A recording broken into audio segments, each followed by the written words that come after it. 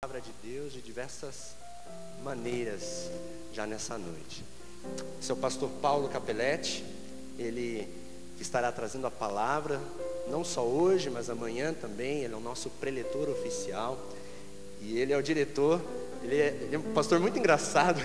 Conversando com ele, eu já ri algumas vezes aqui com ele. Não sei se o pastor já teve a oportunidade de pregar por trás das grades. Já, muitas vezes, né? 9 anos pregando por trás das grades. E nós estamos num tempo de terminar a construção da nossa igreja. E é um tempo de festa também para a gente. E eu quero orar com o pastor, orar para que você possa abrir o seu coração, ouvir essa mensagem por trás das grades também, sair das grades e receber esse desafio dessa canção que nós cantamos agora, né? Senhor, usa-me, usa-me. Vamos orar pelo pastor Paulo. Pai, obrigado, Deus, porque o Senhor já tem falado conosco nessa noite. Obrigado, Senhor, porque nós já temos ouvido a Tua voz, sentido a Tua presença. E nós te pedimos, Deus, que o Senhor ministra no nosso coração. Usa o Teu servo, usa, Deus, em nome de Jesus. Amém, Pai. Bom, graça e paz do Senhor Jesus, amém? Pode sentar, gente. Isso, obrigado. Vamos abrir a nossa Bíblia lá em Lucas, capítulo 24. Lucas, capítulo 24, do verso 36 em diante. Quero agradecer desde já o convite. Quero agradecer demais também porque trouxeram a minha esposa junto, né? A Silvia está comigo. Então eu estou feliz porque eu posso ter 2 dias junto com a minha esposa, a sós. Então isso para mim é muito legal. É porque nós moramos com muita gente, então não tem jeito de ficar sozinho nunca. Então é uma coisa assim até estranha, porque quando nós vimos o silêncio do quarto e ninguém batendo na porta, até estranhei. Eu falei, poxa, não consegui dormir porque não tem barulho. Tivemos que ligar a televisão para dormir, porque não dava para dormir. Mas é assim. A nossa vida é desse jeito. Bom, eu trabalho hoje numa missão chamada Salvação, Amor e Libertação. Nós trabalhamos com pessoas à margem da sociedade já há 25 anos. E 15 anos nós estamos morando com pessoas. Eu não sei quantos de vocês já tiveram oportunidade de levar, ou o privilégio de levar pessoas que estão debaixo do viaduto, ou se prostituindo na rua, ou crianças de rua para sua casa. É uma coisa impressionante, porque as pessoas que moram na rua, elas não sabem que a porta tem chave, então elas não fecham a porta. Elas não sabem que a janela fecha, então elas deixam a janela aberta. Então a minha casa está sempre aberta. E aí a gente até brinca que a nossa casa tem uma chave, mas a gente não sabe onde está. Então é uma coisa doida, que de vez em quando aparece alguém novo na nossa casa que a gente não sabia que ele tinha chegado. E aí, na mesa do café da manhã, a gente descobre que o cara chegou. E aí a gente vai cumprimentar e saber o nome e tal, né? E assim vai a vida. A vida é desse jeito. E como o nosso tema é chamados para amar, nós queremos desafiar você, de verdade, a não amar somente o céu, mas amar as pessoas que vão fazer parte desse céu. E nós não podemos amar só um Deus de futuridade, mas nós temos que amar um Deus que está presente. E Ele só se manifesta na pessoa do outro. Não tem jeito de Deus se manifestar a não ser na pessoa do outro. Então nós precisamos entender aonde nós vamos descobrir Jesus e aonde nós vamos encontrar com Ele. Então, missões não é uma ação futura, mas missões é a expressão do amor de Deus hoje e agora. Para isso, nós precisamos tomar algumas atitudes, e todo aquele que foi chamado para amar vão ter atitudes diferentes da que a sociedade espera e do que a sociedade impõe. Então nós temos que ser os promotores de algo que Jesus nos chamou para ser, para mostrar que Ele existe. Então missões se faz manifestando o Filho de Deus hoje em todos os lugares da terra. Alguns lugares que nós vamos ver nos estandes e também nos testemunhos, ainda não tem a manifestação do Filho de Deus. E a manifestação do Filho de Deus Deus só pode aparecer, Jesus só pode se revelar quando uma pessoa, ela ama a outra. E amar aquele que me ama é muito fácil, mas nós temos que amar os diferentes, aqueles que não foram convidados, aqueles que vieram de intruso, aqueles que, mesmo que a gente queira apagar a imagem dele na sociedade, ele sempre está lá denunciando a nossa falta de amor. Então eu queria ler com vocês o texto e descobrir aqui em que nós devemos ser promotores, quais são os passos que nós precisamos ter, e assim nós vamos começar a perceber que amor não é algo abstrato. Amor é algo quando eu posso mostrar uma pessoa, e essa pessoa tem que ser a pessoa de Jesus. E eu quero ler aqui com você o texto, em Lucas capítulo 24, do verso 36 em diante.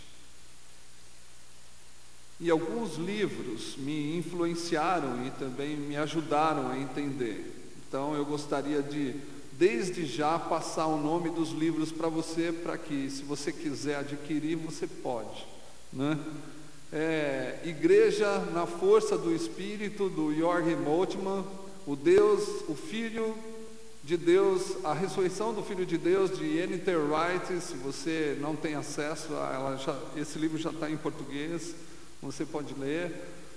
O Caminho de Jesus Cristo, de Jürgen Moltmann, e um senhor chamado José Comblan, que é um dos homens mais sensacionais que eu já conheci aqui no Brasil, um belga que me influenciou ao ponto de estudá-lo. Vamos ler. Diz assim: falavam ainda estas coisas quando Jesus apareceu no meio deles e lhes disse: paz seja convosco. Eles, porém, surpresos, atemorizados, acreditavam estarem vendo um espírito ou um fantasma. Mas ele lhes disse: por que estáis perturbados e por que sobem dúvidas ao vosso coração? Vede as minhas mãos e os meus pés, que sou eu mesmo. Apalpai-me e verificai, porque um espírito não tem carne nem osso, como vedes que eu tenho.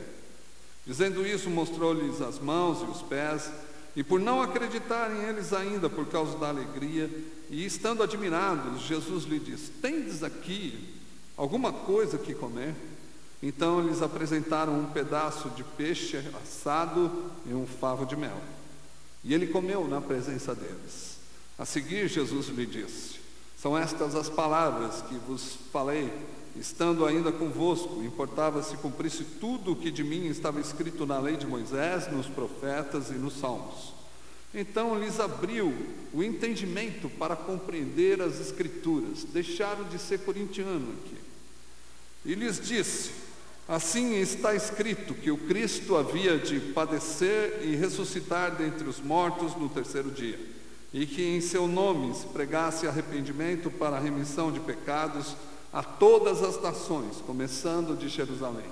Vós sois testemunhas destas coisas, e eis que envio sobre vós a promessa do meu Pai. Permanecei na cidade até que do alto céu sejais revestidos de poder. Então os levou para Betânia, e erguendo as mãos os abençoou. E aconteceu que, enquanto abençoava, ia se retirando deles, sendo levados para o céu. Então eles, adorando-o, voltaram para Jerusalém, tomados de grande júbilo, e estavam sempre no templo, louvando a Deus. Amém? Vamos ter uma palavra de oração.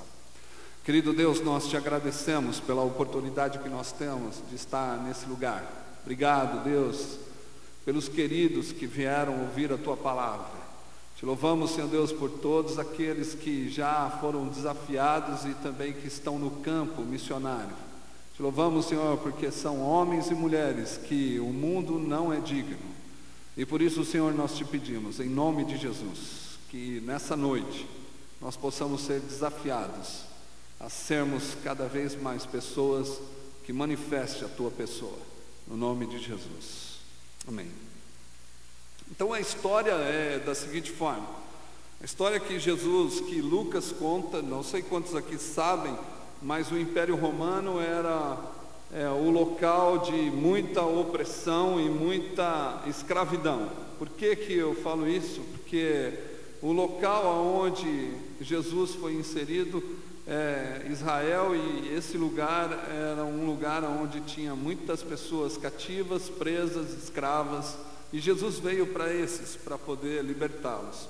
E nessa hora Jesus morreu e ressuscitou. E Lucas, ele relata o Evangelho, e um dos livros que me influenciou diz que Lucas está escrevendo para uma comunidade próximo do tempo onde o templo já não existia mais. O templo de Jerusalém já tinha sido derrubado pelo imperador. Então Lucas quer motivar as pessoas que estão perdidas nos seus erros, e eles já não têm mais esperança porque não tem o templo mais. Então eles precisam ter alguma segurança eterna para poder se manter. E uma das coisas que acontecia nessa época é que, para que a pessoa pudesse ter um outro Deus, ou adorar um outro Deus, ou cultuar um outro Deus a não ser o imperador, um país que quisesse ter um outro Deus a não ser o imperador, ele deveria de pagar aproximadamente 9 toneladas de ouro por ano. E todos os trabalhadores que trabalhavam em relação a ter um outro Deus, eles tinham que, além de arrecadar um fundo para dar 9 toneladas de ouro para o Império Romano, 70% dos bens que eles conquistavam, ou na pesca, ou em qualquer outro trabalho, 70% do trabalho também teria que ser enviado para o Império Romano. Ou seja, as pessoas se tornavam escravas, e dessa forma eles vendiam as mulheres, os filhos, e depois se vendiam como escravos para poder pagar a dívida. Então Israel era um povo escravo dentro da sua própria terra. E Lucas está relatando isso para mostrar que Jesus veio, e quando ele vem, ele ressuscita. E essa o encontro que nós lemos, é o encontro que Jesus tem com os discípulos. Os discípulos, com medo de sair para a cidade para poder fazer alguma coisa, eles tiveram medo e se fecharam dentro da sua sala, dentro da casa, para orar, por causa do medo que eles estavam. Medo por quê? Porque eles estavam orando um outro Deus a não ser o Deus dos judeus, era um Deus chamado Jesus agora. Então eles tinham medo de ser oprimidos de novo, porque eles teriam que pagar mais uma porcentagem. Então eles estavam fechados, orando e pensando e tentando elaborar alguma coisa. E por que Jesus ainda não apareceu, se ele de verdade falou que ia ressuscitar no terceiro dia? E uma das coisas interessantes que acontece nesse texto é que Lucas, ele relata que Jesus apareceu surpreendentemente no meio deles. Jesus não pulou a janela, não abriu a porta, não abriu o buraco no teto, ele simplesmente aparece.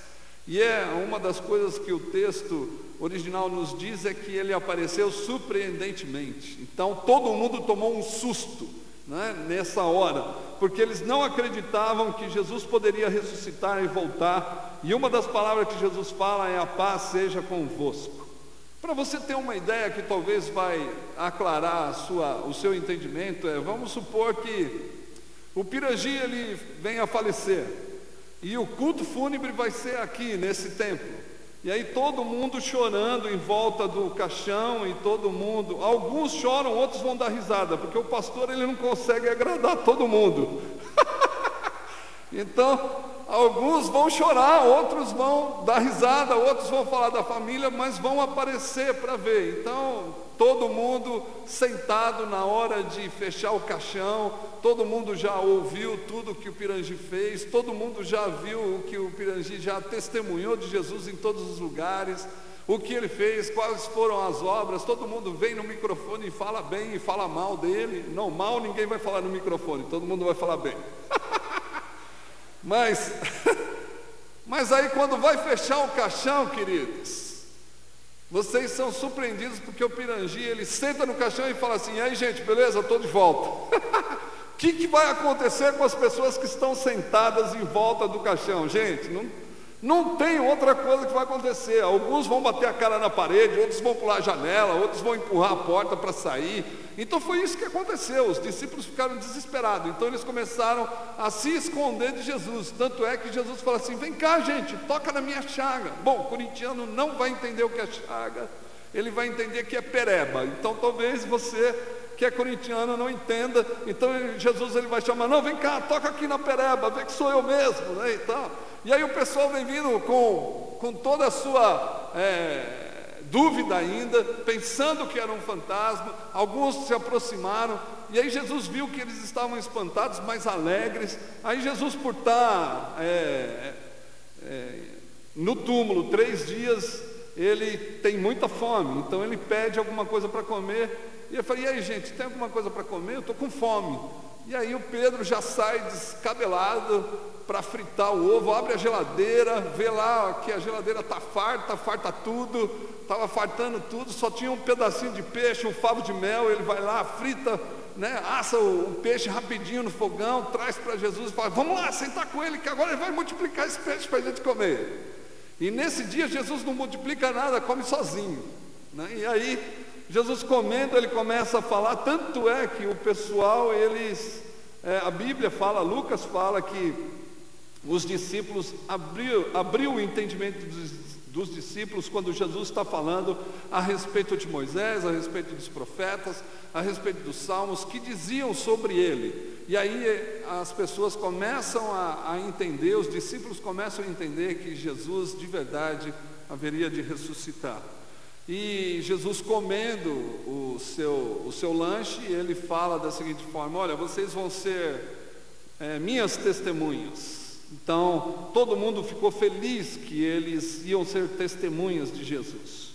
E lá eles deixaram a casa, saíram da casa que eles estavam, foram para o aeroporto ali em Betânia, e Jesus tomou um avião. E depois de tomar o avião, os pilotos apareceram na janela. Eu falei: e aí, gente, vamos lá, porque agora esse Jesus que foi embora, ele vai voltar. Isso está lá em Atos, se você for ler. E aí as pessoas desceram as montanhas e louvaram a Deus por muito tempo no templo. Então essa é a história que Lucas nos relata. Apesar do sofrimento, apesar da tristeza, apesar das opressões que eles poderiam sofrer, eles ficaram felizes, alegres, porque receberam de volta o Deus que tinha morrido deles. Então aqui eu vejo a expressão de amor de Deus na ressurreição de Jesus. A expressão de amor de Deus na ressurreição de Jesus é porque a sociedade religiosa, a sociedade política não suportou a bondade de Jesus. E por não suportar a bondade que esse Deus estava fazendo, eles o penduraram no madeiro, como diz Pedro. Mas pela misericórdia de Deus, Deus ressuscitou Jesus. Ou seja, a sociedade não está pronta para receber bondade de ninguém, porque eles têm medo de bondade. A sociedade religiosa tem medo de fazer bondade, porque não sabe o que virá pela frente. Então a gente não faz bondade. Mas quando nós matamos o Cristo, Deus, pela sua misericórdia, pelo amor que Ele tem ao ser humano, Ele ressuscita Jesus, traz de volta Jesus para a terra, para que a bondade continue. E essa bondade só pode continuar se os discípulos continuarem fazendo a bondade que Ele fez, continuar amando da forma que Ele amou. Então aqui Jesus, ele dá alguns exemplos, Lucas dá alguns exemplos para nós, para que a gente possa seguir. E nós somos promotores dessas ações, porque Jesus nos chamou para sermos promotores do amor. E para sermos promotores do amor, nós precisamos ter atitudes como a atitude que Jesus teve. E a primeira atitude que Jesus teve aqui, nessa ação de medo, de violência, de falta de amor, foi encontrar os discípulos e dizer: a paz seja convosco. Então é algo que nós precisamos entender, que todos nós que amamos, nós temos que lutar pela paz, lutar para que a paz venha aonde nós estamos, lutar pela paz da cidade, orar pela paz da cidade, ter atitudes pacíficas, ter atitudes de bondade, aonde a paz vem reinar de novo na cidade de Curitiba ou em qualquer cidade que nós estamos ou qualquer lugar do mundo. Nós somos promotores dessa paz. Jesus nos chamou para sermos promotores de paz. E Deus, Ele quer que nós fabriquemos essa paz, como diz no Sermão do Monte. Bem-aventurados são os fabricantes de paz. Para fabricar paz, nós temos que lutar por justiça, porque sem justiça não existe paz. E Jesus, Ele é o príncipe da paz e também o rei da justiça. E nós precisamos entender que a nossa ação de amar pessoas faz com que a gente traga a paz para a cidade ou para onde nós estamos. E uma das coisas que nós precisamos entender, que a paz não é um sentimento de felicidade, como nós muitas vezes temos. Nós muitas vezes, quando nós chegamos em casa cansado, fechamos nos nossos quartos e falamos assim: aqui eu posso ter paz. Isso não é paz. A paz bíblica, que tanto no Antigo Testamento como no Novo Testamento, que traz sobre o Shalom de Deus, significa: se o meu irmão não pode ter paz, eu também não posso ter paz. Paz significa uma divisão de todas as coisas que eu tenho para que o outro possa viver. Paz está muito ligado na vida de Jesus no Novo Testamento, como no povo de Israel, com divisão de coisas que vão fazer com que a outra pessoa viva. Então está muito ligado com a vida da pessoa. E quando nós tiramos a dignidade das pessoas, não permitindo que elas possam ter as situações básicas da vida, nós estamos tirando a paz dessa pessoa.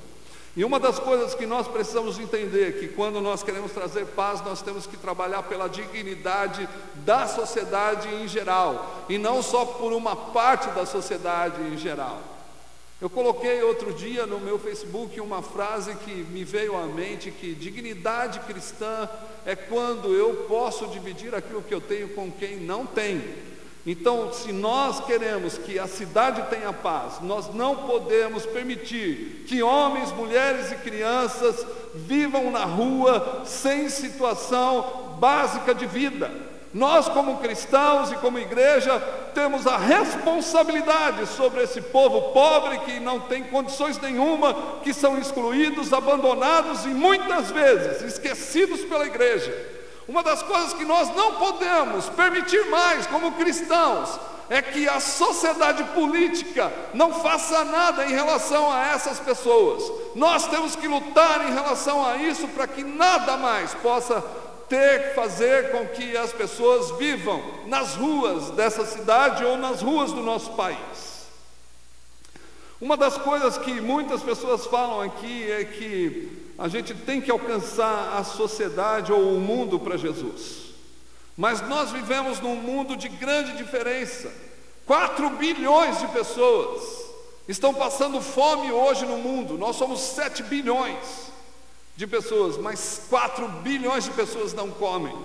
Uma das coisas que nós vemos no mundo é que a FAO ela lançou uma pesquisa falando que a alimentação que o mundo produziu poderia alimentar 12 bilhões de pessoas. Como 4 bilhões de pessoas não podem comer se o mundo produziu 12 bilhões para 12 bilhões de pessoas comer? Isso é injustiça. Por que é injustiça? Porque a economia entra, a visão monetária entra, os produtores não recebem o que deveriam de receber, antes de doarem, jogam fora.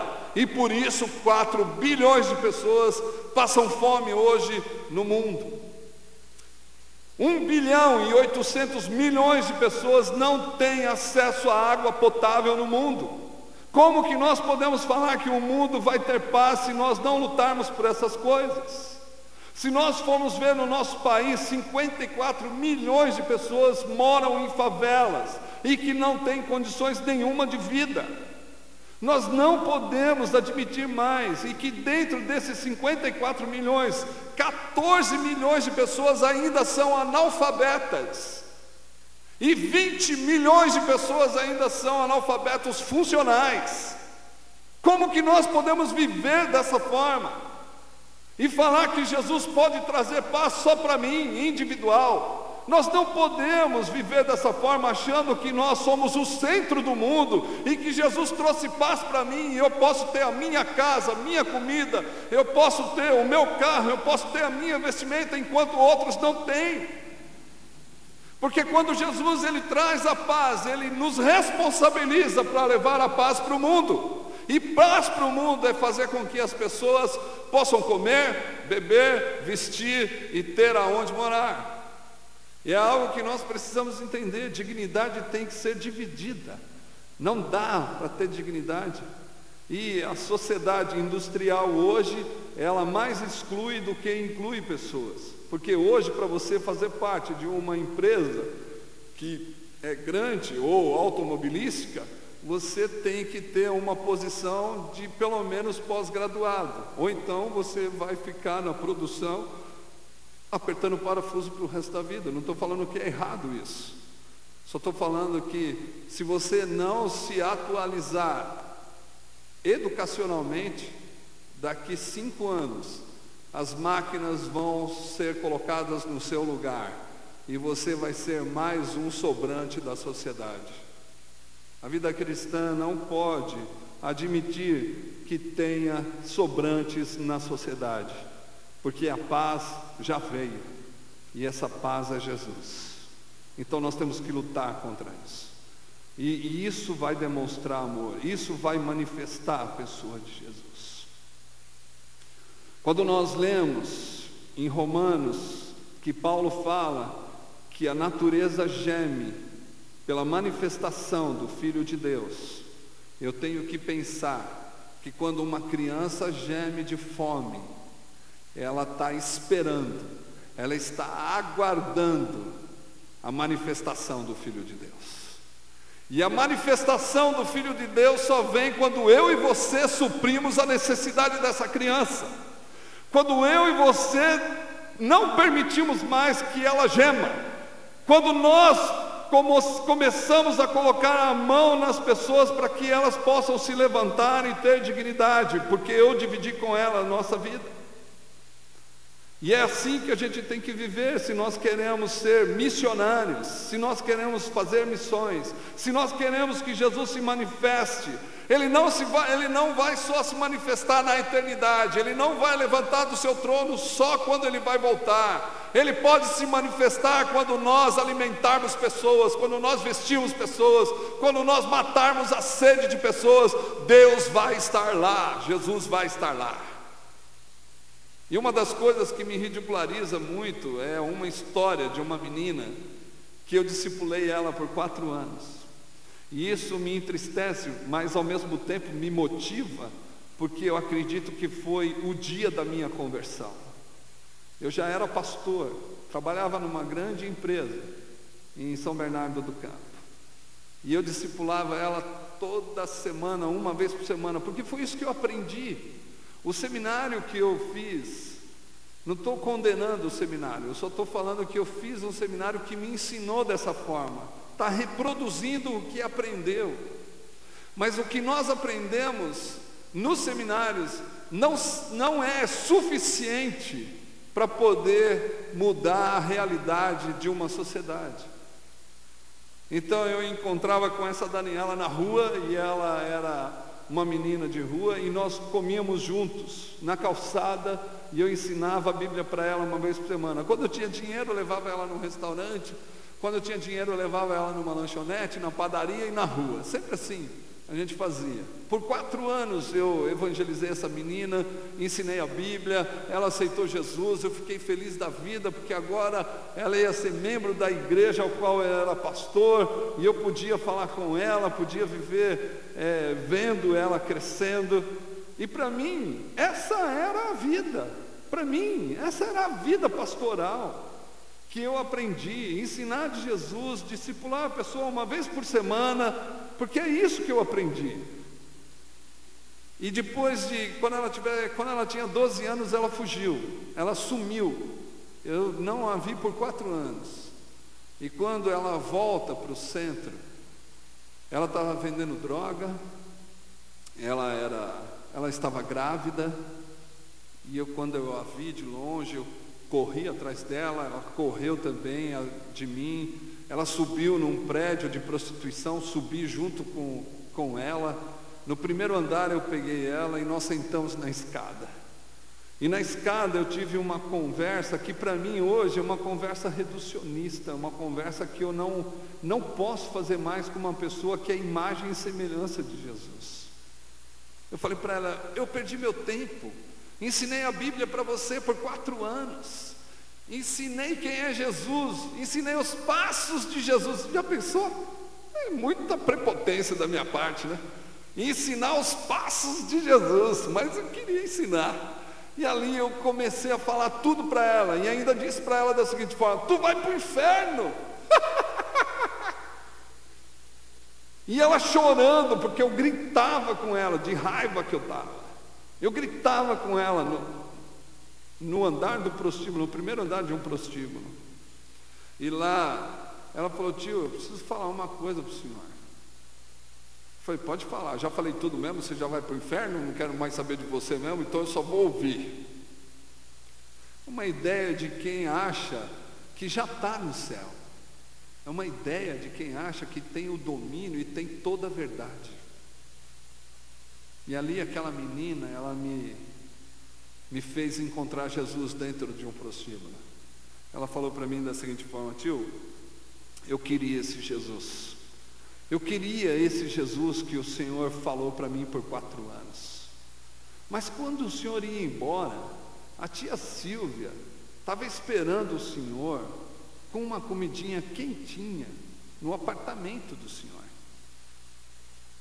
Eu tinha que esperar o restaurante trazer a comida. E muitas vezes esse restaurante trazia comida azeda. E eu aprendi com a minha mãe que quando a gente está com fome, nós temos que dormir para esquecer a fome. E aí ela disse para mim assim: o senhor, quando chegava na casa do senhor, o senhor ia para a cama do senhor, tinha um lençol limpinho que a tia Silvia fazia, o senhor deitava quentinho. Eu não, tio, eu tinha que procurar uma marquise e um papelão para dormir. E aí ela falou assim: o senhor, quando o senhor queria comprar roupa, o senhor entrava em qualquer shopping center, ia lá e comprava a roupa que o senhor quer. Eu tinha que esperar o camelô da 25 de março sair da banca dele para eu roubar uma roupa. Mas eu queria ter Jesus. E naquela hora eu lembrei de uma passagem que eu nunca mais esqueci na minha vida e não quero mais permitir que pessoas igual a essa menina vivam dessa forma. Jesus, no julgamento final dele, no Mateus 25, de 34 em diante, ele diz da seguinte forma: vinde benditos do meu Pai, herdai por herança o reino que vos tenho prometido antes da fundação do mundo.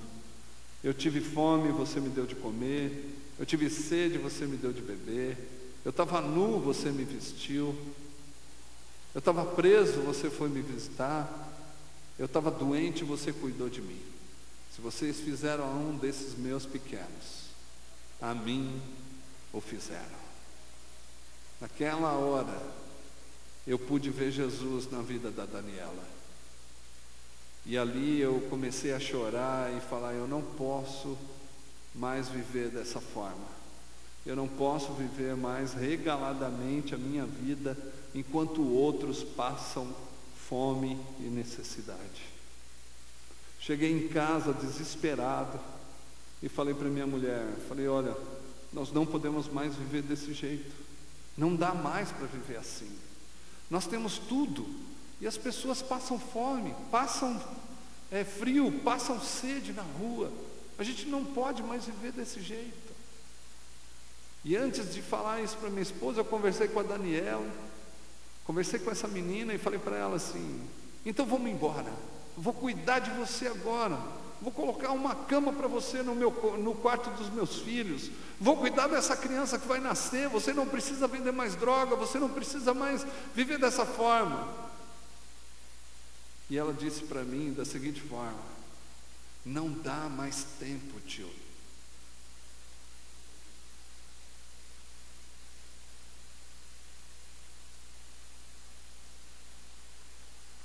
Não dá mais tempo. Hoje eu tenho o que vestir, eu tenho o que comer, vou ter um filho de um traficante, mas não dá mais tempo. Porque agora eu tenho alguém que cuida de mim, tem alguém que me ama, tem alguém que supriu a necessidade da minha vida, eu não posso abandoná-lo. E eu fiquei pensando naquele andar daquele prédio.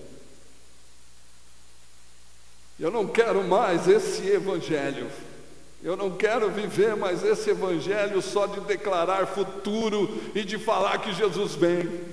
Eu não quero mais um evangelho que se compromete só com o futuro e com a eternidade das pessoas. Eu falei para Deus da seguinte forma: que me enganaram quando me ensinaram que eu tinha que ensinar o futuro e a eternidade. E quando pessoas morrem de fome, de frio, de sede, eu não posso mais acreditar no evangelho só futurístico, mas eu preciso acreditar no evangelho que supre a necessidade. E a resposta, irmãos, somos nós mesmos. A resposta somos nós que somos promotores da paz, que recebemos a paz, que temos as condições para fazer com que crianças como essa menina nunca mais tenham a vida que ela tem. Nós precisamos descobrir de verdade que o nosso Deus, Ele é futuro, mas Ele é presente. Ele é socorro bem presente na hora da angústia. E Ele só se revela quando um filho dele se aproxima daqueles que sofrem. Só assim nós vamos ser promotores da paz. Só assim nós vamos viver em paz. Só assim nós podemos dormir e reclinar a nossa cabeça com sossego. E em 99, eu e minha esposa nós tomamos uma decisão de sair do nosso condomínio fechado, de abandonar as empresas ao qual nós trabalhávamos, para poder nos dedicar a pessoas que não têm o que comer, não têm o que vestir, não têm o que beber. Eu não posso solucionar os problemas de 4 bilhões de pessoas que passam fome, mas aqueles que sentarem na minha mesa, eu quero ser o cristão que dá paz para eles, e eles vão comer comigo. Nós comemos um pedaço de frango e muitas vezes 3 linguiças. E meu filho falou um dia que quando é 3 linguiças já é churrasco.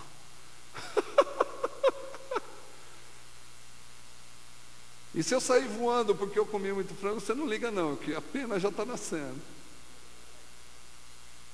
Mas enquanto nós vivemos, nós vamos dividir com Ele o que Jesus dividiu. Jesus dividiu a vida.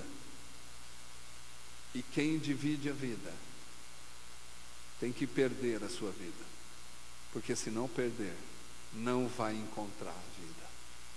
Paz só pode existir quando todos comem, quando todos bebem, quando todos vestem, quando todos moram, quando todos têm tudo em comum. A paz vem.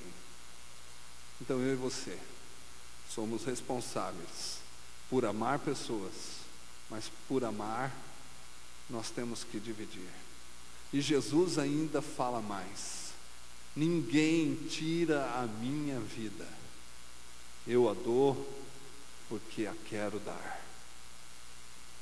Então, nós cristãos, nós temos que dar a nossa vida voluntariamente. Precisamos dividir a vida. e permitir que os outros possam viver junto com a gente. E não só momentos, a vida toda. E é muito legal morar com um monte de gente. É sempre bom ver que eles estão lá. E quando nós sentamos na mesa, eu sei que Jesus está lá, porque todos estão comendo. E isso é maravilhoso. Eu não posso resolver o problema do mundo, mas eu posso resolver o problema de pessoas que estão próximas de mim, porque eles pertencem ao reino de Deus. E por pertencer ao reino de Deus, eu preciso cuidar deles. E é isso que é paz. Então essa é a primeira ação que nós precisamos ter. Paz. E já acabou meu tempo, né? Eu ia falar aqui 30 ações, mas só deu para falar uma. Mas eu queria falar da última ação. Vou falar da segunda ação, que é o que Jesus fez. Uma das coisas que os cristãos têm que fazer. Jesus, quando ressuscita, ele não discipula outros. Jesus, quando ressuscita, ele vai em busca daqueles que um dia foram amigos dele. Jesus, ele chama todos os traidores. Se Judas estivesse lá, Jesus ia chamá-los também, ia aparecer para Judas também. E com isso, nós precisamos entender que a comunidade que quer amar, ela precisa também ser a promotora de uma nova oportunidade da relação. Jesus, ele morreu porque os discípulos não lutaram por ele, mas na hora que ele ressuscita, ele vai em busca dos mesmos. Então muitas vezes nós não queremos dar oportunidade para ninguém quando erraram com a gente, mas Jesus nos ensina diferente. Quando alguém errar com a gente, nós temos que ser os promotores de uma nova chance para que todo mundo possa ter a oportunidade de se aproximar do Deus que nós acreditamos. Só ama quem pode dar uma nova chance para o outro. Imagina quantos casamentos poderiam ser restaurados hoje se um marido desse uma nova chance para sua esposa, ou se a esposa desse uma nova chance para o seu marido, ou então quando uma pessoa roubou a sua casa e você dá uma nova chance para ele poder entrar e roubar de novo. Que bom que seria isso. Uma nova chance é deixar aberta a sua vida para a relação daqueles que são diferentes e até os traidores. E é uma das coisas que nós não fazemos. Muitas vezes nós deixamos de lado. Então essa seria a segunda oportunidade que você teria de mudar. Mas a terceira eu quero enfatizar, que Jesus fala que você vai ser testemunha dessas coisas. Então Jesus, ele está falando nesse texto, e Lucas usa uma palavra chamada mártir, e mártir é morrer pela causa. E para morrer pela causa você precisa parecer com aquele que lidera a religião que você segue. E uma das coisas que quem lidera a religião que você segue é Jesus. Então você tem que se parecer com Jesus, para que o mundo possa saber que Deus ainda não morreu e Ele está vivo. Para ele saber, para que o mundo saiba que Jesus está vivo, você precisa ter ações semelhantes a deles, para que o mundo também não goste de você, ao ponto de matá-lo, ao ponto de empurrar para fora, ao ponto de abandonar. Aí você está falando assim, mas é ter uma vida radical. É isso mesmo, porque o Evangelho é uma vida radical, não pode ter uma vida light no Cristo. Ainda Dietrich Bonhoeffer, ele diz da seguinte forma: se o seu discípulo não quer sofrer, ele quer ser maior do que o seu Senhor. Então nós precisamos de verdade de sofrimento para poder parecer com Jesus. Tem um homem chamado Søren Kierkegaard que ele diz da seguinte forma: o emburguesamento do cristianismo faz a gente esquecer a cruz e a esperança. Então nós estamos cada vez mais emburguesados ao ponto de esquecer que Jesus, ele carregou a cruz, que Jesus mostrou uma esperança, que Jesus também viveu esse sofrimento de estar junto com pessoas que ninguém queria. E é uma das coisas que nós precisamos entender, que nós temos que parecer com Jesus. Como que nós vamos parecer com Jesus se nós não nos aproximamos de pessoas que são oprimidas, presas, escravas, abandonadas? Nós temos que nos parecer com Jesus nas nossas ações. E eu quero contar aqui uma história para você, para falar que nós podemos parecer com Jesus ainda hoje, porque tem muita gente esperando Jesus voltar. Jesus está aí entre a gente quando nós temos a atitude de ajudar aqueles que sofrem. Nós estávamos visitando as prostitutas e conhecemos, a nossa missão conheceu uma mulher sensacional, ela chama Kelly. Essa mulher, ela trabalha, ela sustenta dois sobrinhos hiperativos, sustenta um sobrinho paraplégico e sustenta a irmã que gerou esses 3 filhos. Não estou falando se você tem 3 filhos, você tem trauma mental, porque essa mulher tem um trauma mental. Mas uma das coisas que a gente percebe nela é a alegria. E a Kelly é a prostituta, era a prostituta da Avenida Dom Pedro, em Santo André. E a gente conversava, passava, nós fomos na casa dela, ela cortou nosso cabelo, cortou o cabelo de todos os missionários, fez massagem no cabelo de todo mundo. Uma mulher muito proativa, animada. Ela ganhava dinheiro, ela comprava arroz, feijão, levava para minha casa, né? E falava: pastor, eu não sei como que eu posso ajudar, mas tem um arroz e feijão aqui. Dividia, sabia dividir. E aí nós descobrimos um dia que ela fazia aniversário. Vamos fazer uma festa. E essa Kelly, ela era tão legal, ela é tão legal que ela veio fugida do Pará. Por que ela veio fugida do Pará? Porque ela amava muito o marido. E ela amou tanto o marido, porque o marido dela batia nela todo dia. Chegava bêbado em casa, batia nela, tirava toda a roupa e ia dormir. Então ela fez uma ação de bondade para esse homem.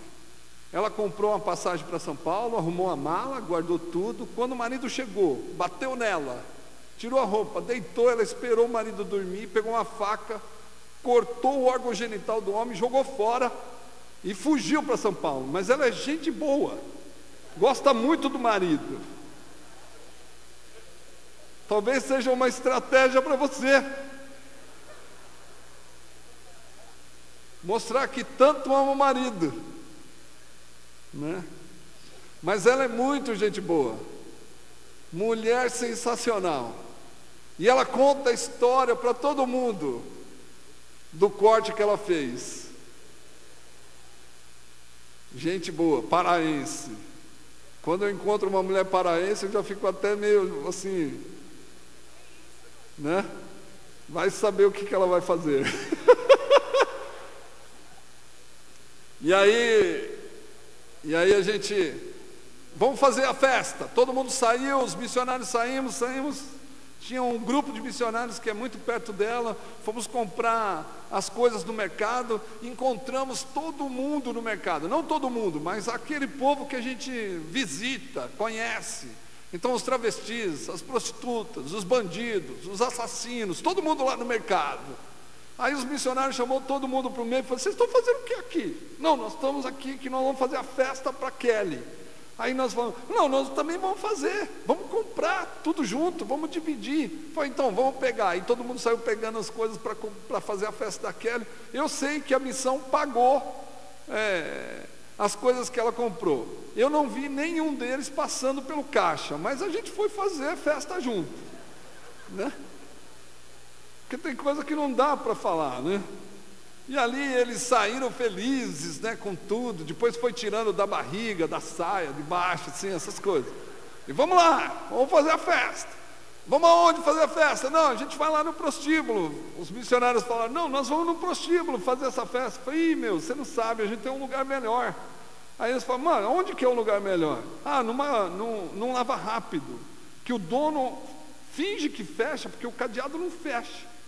Ele deixa aberto. Então a gente vai lá, abre o lava rápido, faz a festa, limpa tudo, ele nem sabe no outro dia que a gente usou.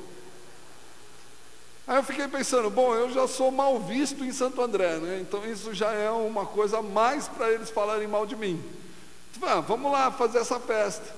Aí, como o pastor gosta de ficar perto do sacrifício, eu já peguei a churrasqueira do Lava Rápido, já pus o carvão e a gente já começou a assar a carne naquele lugar. Aí vai chama lá a Kelly, que a gente quer cantar parabéns. Montamos, enchemos a bexiga, fizemos um lugar bonito, né?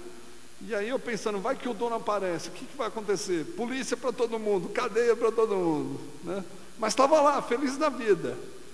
E aí todo mundo que a gente conhece estava lá. Gente boa demais, todo mundo.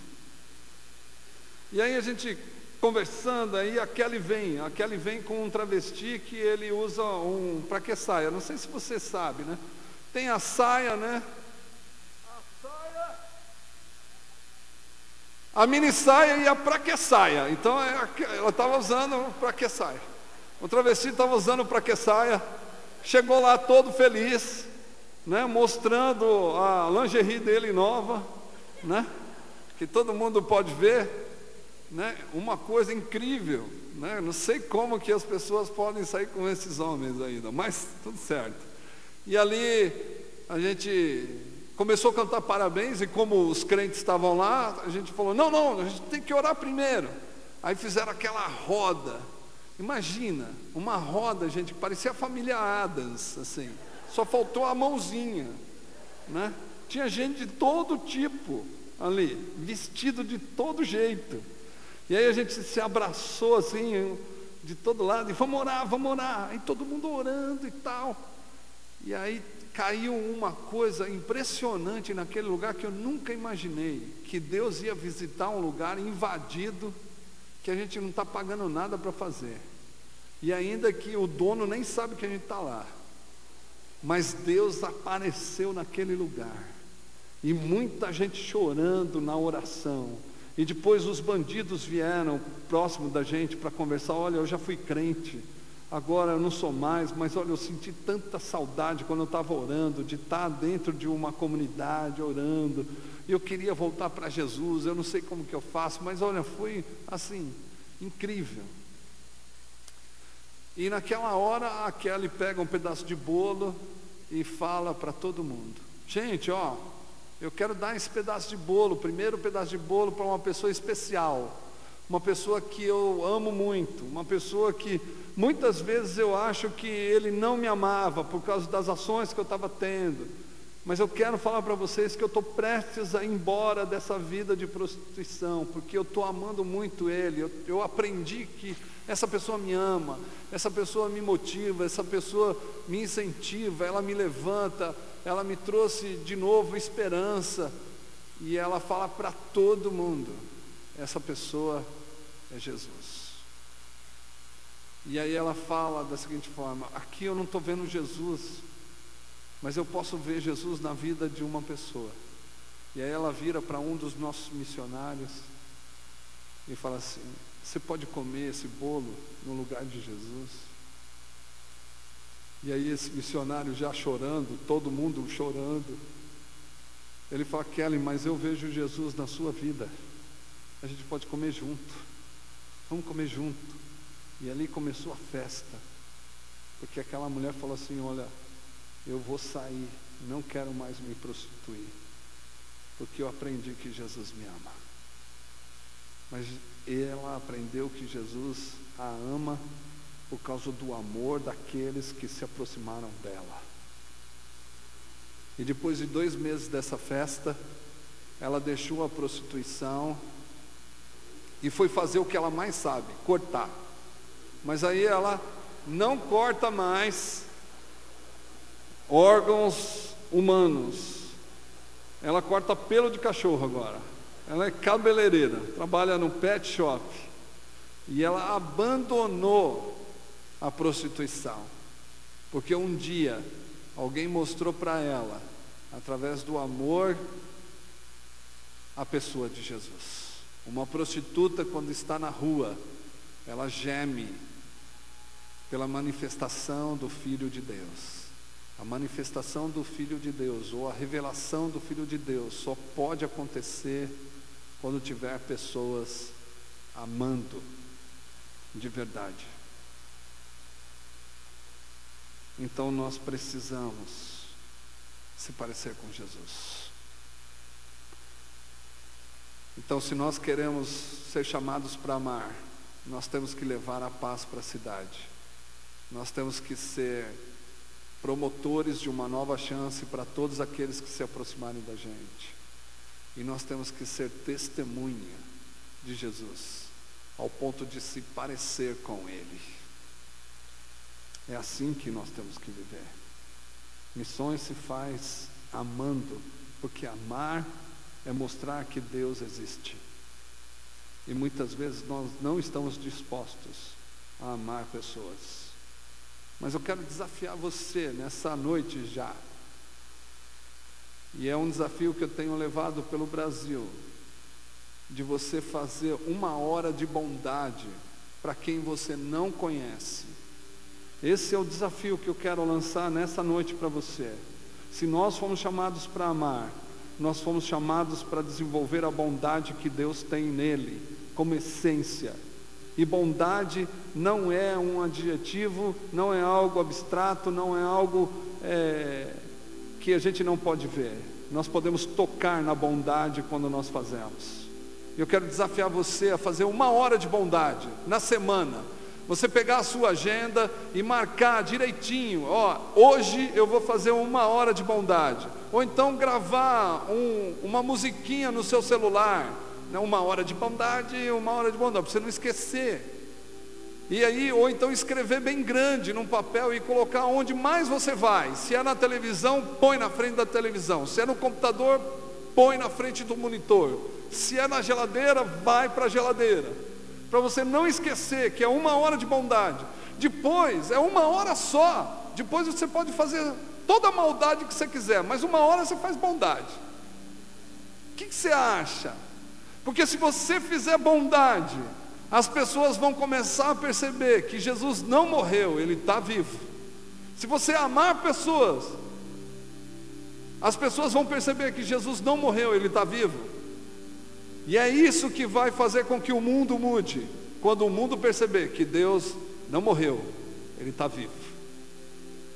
A ciência quer matar a Deus, a sociedade quer pôr Deus para fora. Mas nós, com atitudes de bondade, nós vamos trazer Deus para dentro. Nós vamos trazer Jesus para dentro, de novo. E Jesus está esperando a manifestação de bondade da sua parte, para Ele simplesmente revelar a Ele mesmo para aqueles que estão recebendo a bondade. Você topa fazer 1 hora de bondade por semana? Depois você faz maldade o resto da semana, mas 1 hora. Tu topa? Porque assim a paz vem, porque assim a gente vai ter a oportunidade de dar mais nova chance para as pessoas.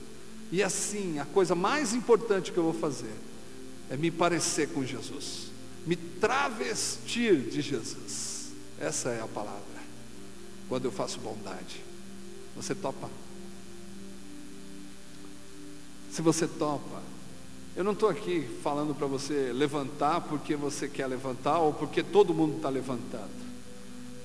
Eu só queria que você se manifestasse levantando, falando: eu entendi que eu sou protagonista, eu sou promotor desse negócio e eu quero mudar a sociedade onde eu estou. Para isso eu tenho que fazer bondade. Você topa fazer bondade? Não importa para quem, mas seria legal se você fizesse bondade só para aquelas pessoas que você não conhece. Topa fazer bondade? 1 hora só. Está afim? Fica de pé. Eu já estou de pé porque eu quero fazer bondade o resto da minha vida. Eu não tenho muito tempo de vida. Eu não tenho muito tempo de vida. Mas o resto da vida que me cabe, que Deus tem para mim, eu quero fazer bondade porque eu quero me parecer com Ele. Eu quero amar pessoas, eu quero ajudar pessoas, eu quero investir em gente e quero fazer com que elas possam perceber em mim a pessoa de Jesus. Querido Deus, muito obrigado por essa noite que nós estamos juntos aqui. E olha aqui, Jesus, pessoas querendo se parecer com o Senhor. Então dá a oportunidade para eles serem bons com pessoas que eles não conhecem. Senhor, carregaram uma sacola para uma senhora do supermercado até em casa, uma ação de bondade que ela vai perceber que existe algo diferente na vida dela. Uma pessoa que está colocando uma janela numa casa na construção, a gente pode terminar de construir essa casa, a gente pode terminar de colocar a janela, e essa pessoa vai perceber que Deus está vivo, que trouxe pessoas para ajudar. Deus, uma pessoa que está varrendo o quintal, a calçada da sua casa, nós ajudarmos a terminar de varrer, sem ela pedir, simplesmente para se parecer com o Senhor, para que essa pessoa possa perceber que Deus está passeando na cidade de Curitiba, por causa da ação de afeto e de amor que essa igreja vai ter com aqueles que estão longe desse lugar. Então, Senhor, usa os teus filhos, usa, Senhor, a gente para manifestar a sua pessoa, no nome de Jesus, amém. Como um farol que brilha à noite, como ponte sobre as águas, como abrigo no deserto, flecha que acerto ao véu, quero ser usado da maneira que te agrade, em qualquer hora e em qualquer lugar. Eis aqui a minha vida, usa-me, Senhor, usa-me, sonda-me, Senhor, e me conhece, quebranta o meu coração, transforma-me conforme a tua palavra, e enche-me até que em mim se ache só a ti.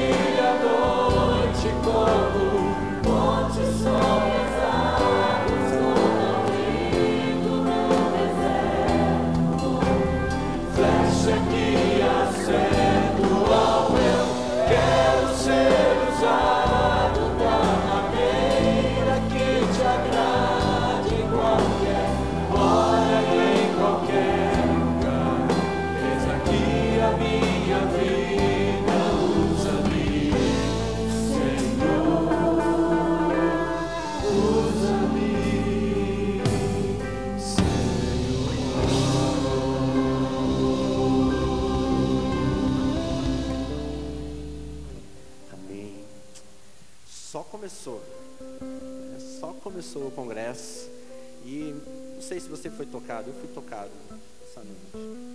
Deus tem falou fortemente ao meu coração, e eu sei que Deus vai falar ainda mais. Senta um pouquinho, a gente já está acabando o culto, mas deixa eu falar rapidamente o que vai acontecer ainda hoje e amanhã de manhã. Hoje, logo que terminar o culto, começa a trilha missionária. Você está convidado a participar, é ali no 2º andar, você vai fazer uma fila no elevador. Não se preocupe se você não conseguir ir hoje, tem amanhã à tarde também. Então você pode ir hoje participar, você vai visitar vários países através de encenações teatrais. E também ser ali desafiado, ser tocado nessas encenações que vão acontecer. Vai começar agora, logo depois do culto. Tem cachorro quente lá no refeitório, então você também pode ir lá, né? Um cachorro quente missionário. Tem a feira de missões que está acontecendo ali fora, você pode visitar os nossos estandes. Amanhã eles também estarão ali, tem várias agências missionárias que você pode conversar com os missionários e saber um pouquinho daquilo que tem acontecido aí no mundo. Amanhã de manhã nós teremos as nossas oficinas. Se você já fez a sua inscrição, ótimo, você já sabe, amanhã de manhã, 9h30. Se você não fez, venha amanhã, faça a sua inscrição e participe. Nós teremos 4 oficinas de manhã e uma oficina à tarde. De manhã nós teremos uma oficina que é evangelizando estrangeiros, ou evangelizando grupos étnicos, pessoas de fora do Brasil, morando aqui no Brasil, japoneses, chineses, coreanos, que é o pastor Marcos Calisto.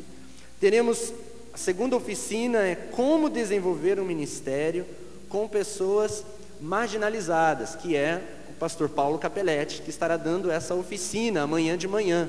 Você pode participar da oficina com ele. Terceira oficina, com o pastor Diogo, que está aqui conosco também, da Junta de Missões Nacionais. Ele estará falando sobre evangelismo de impacto. Então venha, participe dessa oficina. Você vai poder escolher uma só das 4, uma das 4. A quarta é missões empresariais com o pastor Hans, que não está aqui agora, porque ele está chegando de avião, chegou já, provavelmente essa hora, da África. Então ele veio e estará amanhã de manhã conosco, dando essa oficina sobre missões empresariais, como usar o meu trabalho, a minha empresa para o trabalho missionário. Isso é 9h30 da manhã. À 1h30 da tarde, nós teremos a única oficina da tarde, que é missões no Oriente Médio, com o nosso missionário Miguel Zuger. Então, as oficinas da parte da manhã, elas têm inscrição e são números, são salas, que tem um número limite. Agora à tarde, essa oficina vai ser lá no ginásio, então você pode vir, não tem preço, não tem que pagar nada para entrar. Mas venha, participe da trilha missionária também. Vou chamar o pastor Pascoal aqui para orar, encerrando esse culto, e chamar você para, nesse tempo, estar amando, estar perguntando para o Senhor: Senhor, qual é a minha parte desse chamado para amar? Fica de pé, dá a mão para quem está perto de você. E a gente aprendeu tanto sobre a manifestação de Jesus no irmão, no outro, através da gente também. Então dá a mão aí, está frio, né? O Nilson não está aqui não, para falar da janela, Porque apesar de não ter vidro, agora não tem plástico também.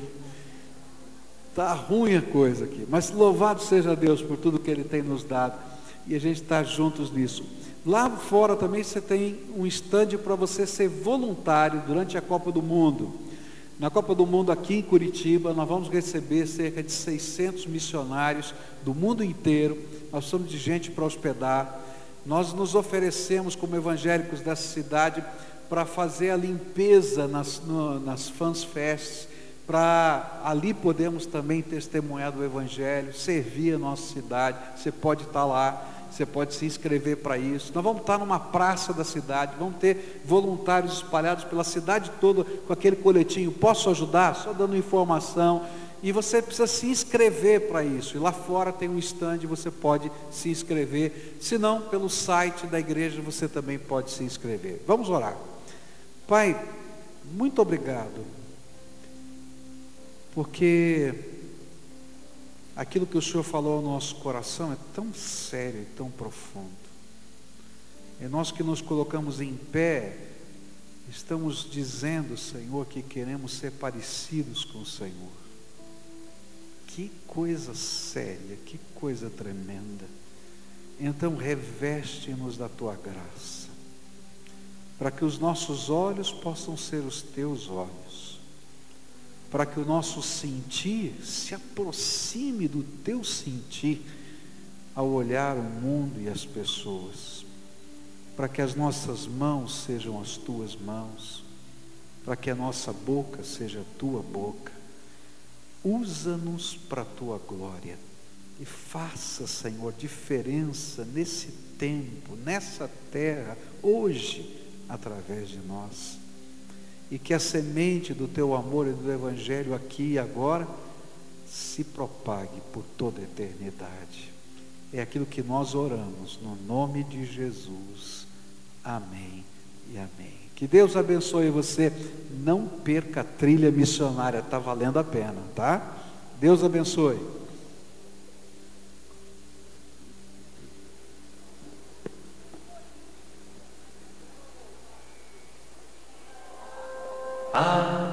O amor. demonstração de carinho que uma pessoa tem pela outra. O amor grego é ágape, em inglês love, em italiano amare, em alemão liebe, em português amor. Muitos amam o carro, outros amam o cachorro. Um time de futebol.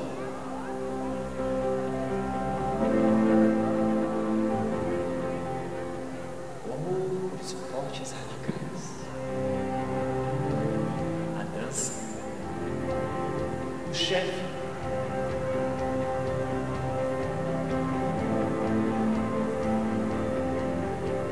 E até a sombra.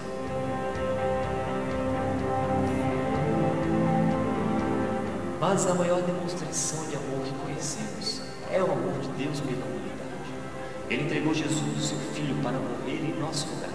E sem dúvida, esse é o verdadeiro amor. Amor este que devemos seguir e praticar. E é por isso que estamos aqui, no missionário, para entender que fomos chamados para amar.